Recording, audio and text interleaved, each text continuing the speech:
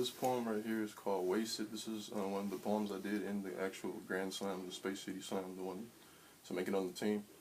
And it's pretty much about how, like, I'm just, in this poem I'm comparing my life to, like, a trash can, and how every day there is constantly junk being filled inside of it, and I'm trying to make it through life without being junky, and without my life being, messed up.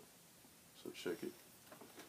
Every day, I am constantly bombarded by the waste that people throw while they stroll by, discarding trash, just making haste. They fill me up with disappointing, unfinished slop that makes most faces grimace. How would they feel if I threw nasty napkins and candy wrappers that don't rhyme into their empty souls? While underpaid janitors patrol, if I could talk to problems, I would tell them to slow their roll and stay in line like skates to convicts on parole, and lock them in a dark, dingy hole. I constantly struggle to reach a rebuttal. I quiet the riot, I'm needing to muzzle, my mind feeling puzzled. As a facade and charades are busting my mental bubble. Their conscience is filled with gibberish, mixed with itches like kibble bits. I've taken a little more than a little nibble to the point that my stomach's sick. My thoughts constantly shake and rattle. This seduces my anger, now I'm ready to battle.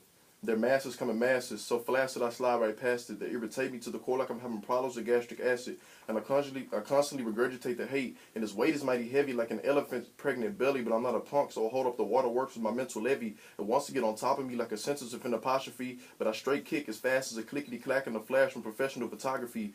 And achieving total peace for me, at the least, has a slim probability of winning the lottery. The taking away from a man's happiness is emotional robbery. I pack heat that shoots positive energy so that I can sustain my brain from insanity.